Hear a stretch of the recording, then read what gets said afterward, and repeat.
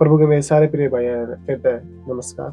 आज तो हम फिर से आपके विषय में एक बात भाग में आए हैं जिसका नाम है साचीरा। आज साचीरा का विषय है गुस्सा और ऐश्वर्य की बातें जो हमारे बीच में बातों का समाधान का खातर हमारे बीच में पास्टर विकांत जी हैं। उनका हम बहुत बहुत स्वागत कर रहे हैं हमारे इस प्रोग्राम में। पास्टर विकांत जी ऐश्वर्य और गुस्से की भावना लेकर इस विषय पे हमारे बीच में बात करेंगे। हम उनमें आगे के समाधान है और किस तरह हम इन बातों ने अपने जीवन में दूर कर सका वो हम इस बारे में बता देंगे। प्रभु को धन्यवाद कर रहा कि परमेश्वर हमने अपनी बुद्धि और समझ में हमने आगे बढ़ाने लग रहा है। और आज एक और भाग में परमेश्वर के साथ की महिमा और परमेश्वर की दया और साथ में हम फिर से आ पहुंचे हैं। और इस प्रोग्राम में इसका नाम है सच्चिरा।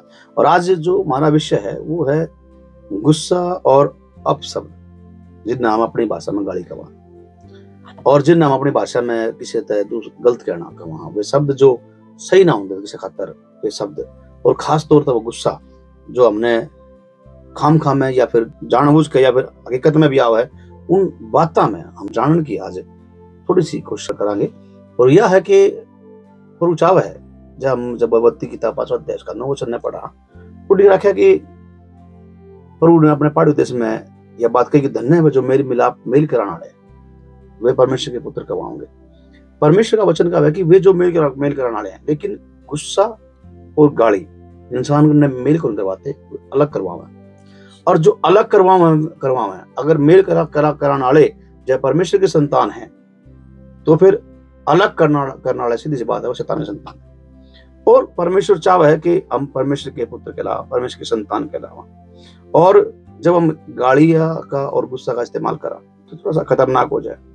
और परमेश्वर ने मारते शांति बनाने वाले बनाया, शांति स्थापित करने वाले, ना कि शांति भंग करने वाले।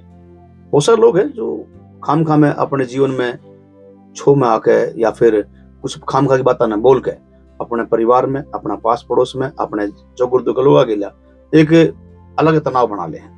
परमेश्वर ने हमारे खातिर इस काम का तनाव बुलाया। देखिए बाइबल हमने इस बारे में अच्छी समझाओगी। जब बाइबल में आता है एक वचन, प्रभु का वचन से ढंग से पढ़ा, मत्ती किताब जो 5वां अध्याय का 21 से लेकर 26 वचन में लिखा है, वो लिख रखा है कि प्रभु का वचन का है कि यीशु मसीह ने कहा कि तुम सुन चुके हो कि पूर्व काल के लोगों तक क्या गया था कि हत्या ना करना, और जो हत्या करेगा वो कचहरी में दंड के योग्य होगा। लेकिन 22 वचन प्रभु का है, परंतु मैं तुम थारतनु कहूं कि जो कोई अपना भाई पर क्रोध करेगा वो कचहरी में दंड का योग्य होगा। जो कोई अपने भाई ने निकम्मा कहेगा वो महासभा में दंड का योग्य होगा। और जो अपने भाई तनु कहे अरे मूर्ख, वो नरक की आग में दंड का योग्य होगा।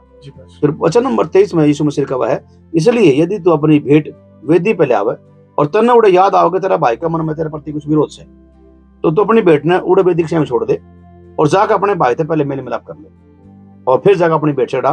फिर जब तक तू अपने मुद्दई के साथ मार्ग में है तो उससे झटपट मेल मिलाप कर ले, कैसा ना हो कि मुद्दई तने न्यायाधीश तय सौंपे और न्यायाधीश तय सिपाही तय सौंपे और तू बंदी गृह में डाला जावे।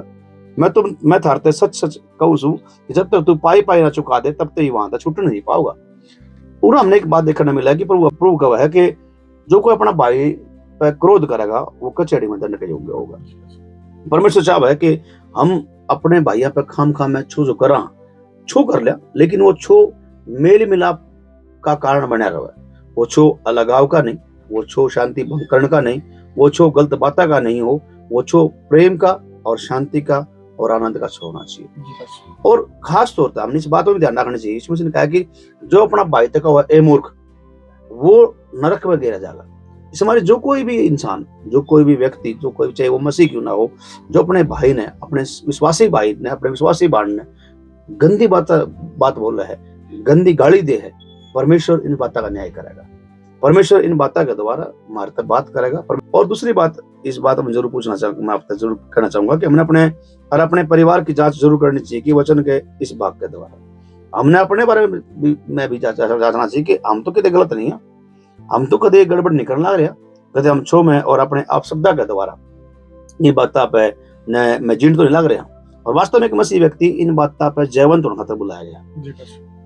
हम जब मसीह में नहीं थे, जब हम प्रभु में नए आए थे, उस वक्त हमारे में ये बात थी, समझ में आवे।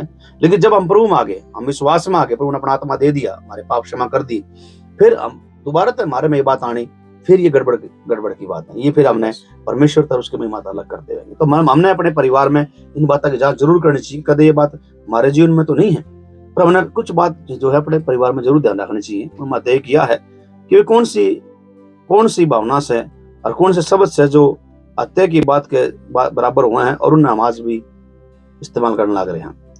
अपने बड़ा का निकम्मा कहना, अपने भाई बहना ने खाम का मजाक में कोई गाली देना, परमेश्वर ने सब ने बुरा मानना है।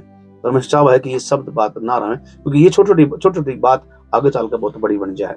दूसरी बात पर वो चाह है कि हम अपने छो ने दिखाने खातर किन शब्द का प्रयोग करा, इस बात में जाचा। जब हमने छो आवा है, हम गाली देने तो नहीं लग जाए, हम किसी ने शराब देने तो नहीं लग जाए, हम किसी ने बुरा भला तो नहीं कहने लग जाए। वहां जय हिसाबी है, तो हमने इस बात पर जांच करके हमने प्रभु प्रार्थना करनी चाहिए और हमने इस बात पर जयवंत होना चाहिए। और तीसरी बात जो हमने ध्यान रखना चाहिए कि मैं दिल में छो और मुंह पे गाली लेकर प्रभु की आराधना करने जाऊं। जब हमारे मन में छो है और हम दूसरा ने गाली दे के बात कर रहा, और ये सब मेरे में है, और मैं इन बातों में होते हुए मैं सत्संग में या फिर प्रार्थना भवन में प्रार्थना करने जाऊं तो हमारा काम है कि हमने इन बातों पहले छोड़ देना चाहिए, फिर प्रभु के हमारा आराधना करने खाता जाना चाहिए। और चौथी और आखिरी बात हमने जांचनी चाहिए कि मैं अपने छो के कारण कोर्टा के धक्के तो नहीं खाऊं, कि हम किसी के लिए वाद विवाद करके किसी ने बुरा भला कह के एक दूसरा पे हमने केस तो नहीं कर रखा, फिर हम किसी की गालियां खातर हम किसी धक्के खान तो नहीं जावा, वकील करा जैसे के शामी पे पेश हुआ। जब ये सारी बात है तो हमने अपने आप को जांचना चाहिए कि परमेश्वर शामी हम इन बातों में जीत सका, कि परमेश्वर वचन कब है कि हमने इन सब बातों में अपने आप अभायत है मेरे मिलाप करना चाहिए। जी पाशी आपका बहुत बहुत धन्यवाद।